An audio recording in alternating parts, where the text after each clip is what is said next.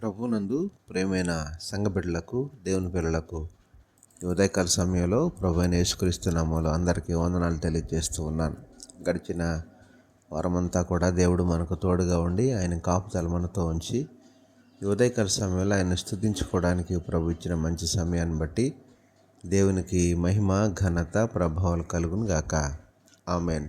అనుదిన వాక్యాహారం ద్వారా ఈరోజు దేవుడు మనకిస్తున్న వాక్య వాగ్దానం, మీ దేవుని సన్నిధిని కనబడుటకై సిద్ధపడుడి అని ఆమోసు గ్రంథం 4వ అధ్యాయం 12వ వచనంలో మనం చూస్తూ ఉన్నాం. దేవునికి మహిమ కలుగును గాక. ప్రియమైన దేవుని పిల్లలారా, ఈ మాటను మనం గమనించినట్లయితే ఆత్మీయ జీవితానికి సిద్ధపాటు చాలా అవసరం. అదే సమయంలో మన శరీర సంబంధమైన జీవితానికి కూడా సిద్ధపాటు అన్ని విషయాల్లో మనకు చాలా ప్రాముఖ్యమైంది.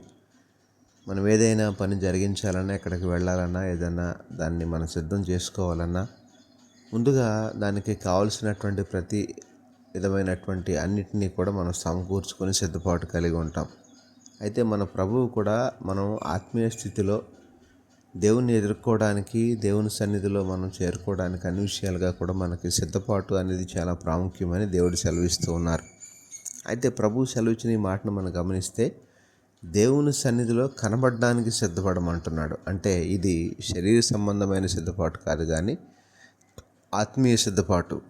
మనం హృదయపూర్వకంగా దేవునికి కనిపించాలి, ఆత్మీయంగా దేవునికి కనిపించాలి, భక్తిపరంగా దేవునికి కనిపించాలి. అంటే మనం సన్నిధిలో ఎలా ఉంటున్నామో, ఆత్మీయంగా ఎలా ఉంటున్నామో, విశ్వాసంగా ఎలా ఉంటున్నామో దేవుడు కనిపెడుతున్నాడు అనేటటువంటి సంగతి ఈ మాట ద్వారా మనకు అర్థమవుతుంది. కనుక ఆ రీతిగా ఈ ఉదయకాల సమయంలో ప్రభు చెప్పిన మాటను బట్టి మనము దేవుని సన్నిధిలో కనబడడానికి సిద్ధపడే వారంగా, ఆత్మీయ సిద్ధపాటు కలిగి దేవుణ్ణి ఎదుర్కొనే వారంగా, దేవుని సన్నిధికి చేరుకుని ఆయన్ని హృదయపూర్వకంగా ఆరాధించే వారంగా ఉండడానికి దేవాది దేవుడు ఈ పునరుత్థాన పండుగ దినాన తన పిల్లలమైన మనందరికీ సహాయం చేసి నడిపించును గాక. ఆమెన్. ప్రార్థనలో ఏకీభవించండి. పరిశుద్ధుడైన మా దేవ, ప్రేమగల మా తండ్రి, ఈ ఉదయకాల సమయంలో మీ శ్రేష్టమైన ఉన్నతమైన నామానికి వందనాలు, స్తోత్రాలు చెల్లిస్తున్నాం ప్రభా. మరి ఈరోజంతా నీ పిల్లలమైన మాకు మీరే తోడుగా ఉండి సహాయం చేసి నడిపించండి. అందరూ నీ సన్నిధిలో చేరుకొని నీ సన్నిధిలో కనపడగలిగినటువంటి యోగ్యత వారికి దయచేయండి. అలాగే ప్రభు, ఈరోజు పుట్టినరోజు, పెళ్లిరోజు జరుపుకున్న బిడ్డలు ఎవరైతే ఉన్నారో వారందరినీ పేరు పేరుని దీవించి ఆశీర్వదించమని యేసు నామమున అడిగి వేడుకొనుచున్నాము తండ్రి. ఆమెన్.